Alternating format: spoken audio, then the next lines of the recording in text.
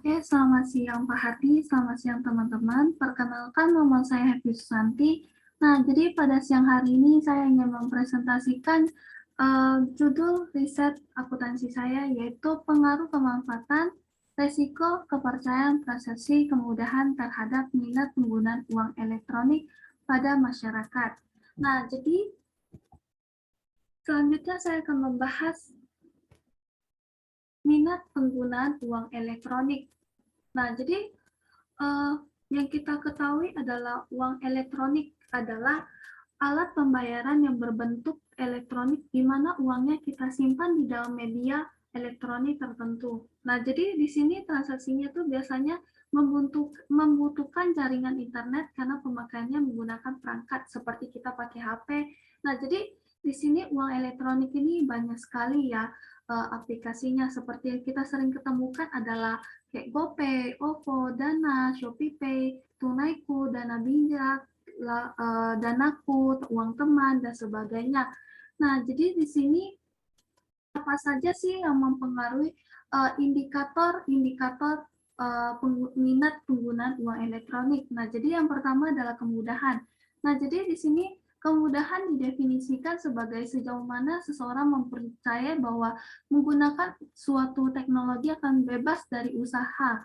Nah, jadi kemudahan pengguna adalah mudah dipelajari, mudah dipahami, simpel, dan mudah mengoperasikannya.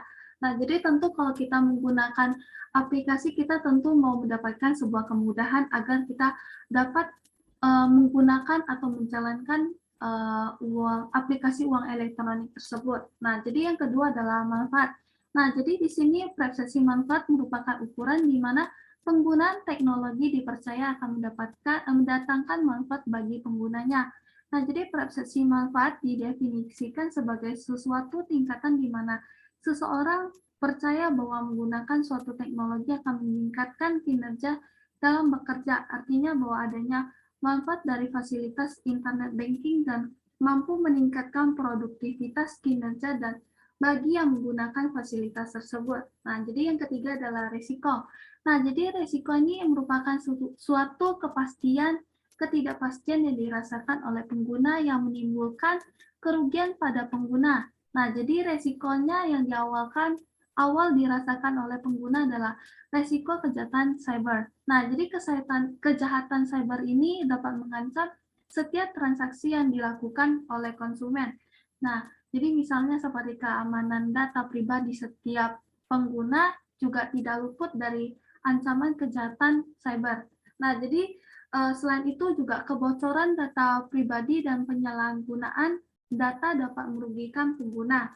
Nah, jadi indikator yang keempat adalah kepercayaan. Nah, jadi di sini kepercayaan adalah merupakan sebuah penilaian seseorang individu setelah memperoleh, memproses, dan mensintesiskan informasi dan menghasilkan berbagai penilaian dan anggapan. Nah, jadi konsep tingkat kepercayaan di sini adalah mengandalkan 34 pihak produsen atau penyedia layanan uang elektronik dalam menjamin keamanan dan kerahasiaan instrumen yang digunakan konsumen untuk membuat pengguna lebih percaya. Nah, jadi tentu kalau misalnya kita menggunakan uang elektronik ini tentu pasti ada plus minusnya. Nah, jadi kayak plusnya ya kita mendapatkan kemudahan, terus kita mendapatkan manfaat, kita akan mendapatkan kepercayaan. Nah, jadi tentu kalau yang minus ya pasti kita punya resiko ya, resiko mungkin resiko data kita akan terancam ya kebobolan atau kebocoran data pribadi. Nah, jadi semua uh, uang elektronik ini semua tergantung pada diri kita sendiri. Apakah kita yakin ingin menggunakan, apakah kita yakin mendapatkan sebuah kemudahan yang didapatkan dari sebuah aplikasi uang elektronik. Nah, selanjutnya di sini model penelitian saya. Nah, jadi X1 saya adalah kemanfaatan, yang kedua adalah resiko, yang ketiga adalah kepercayaan, dan keempat adalah persepsi kemudahan. Nah, jadi saya adalah minat penggunaan uang elektronik pada masyarakat. Nah, jadi di sini hasil penelitian terdahulu. Nah, jadi di sini yang pertama adalah Siti Rodia dan Inaya Sari Melati. Nah, jadi hasil penelitiannya adalah dapat disimpulkan bahwa persepsi kemudahan pengguna, prosesi kemanfaatan, prosesi resiko, serta kepercayaan secara simultan berpengaruh terhadap minat penggunaan e-wallet pada generasi milenial Kota Semarang. Prosesi kemudahan penggunaan, kemanfaatan, kepercayaan berpengaruh positif dan signifikan terhadap minat penggunaan e-wallet. Nah, jadi persepsi resiko juga berpengaruh negatif dan signifikan terhadap minat penggunaan e-wallet. Nah, jadi yang kedua adalah Singki Priambodo dan Bulan Prabanwani. Nah, jadi di sini hasil penelitiannya menunjukkan bahwa variabel prosesi manfaat, kemudahan penggunaan mempunyai pengaruh positif dan signifikan terhadap variabel minat penggunaan layanan uang elektronik, sedangkan variabel prosesi resiko mempunyai pengaruh negatif dan signifikan terhadap minat penggunaan layanan uang elektronik pada masyarakat Kota Semarang.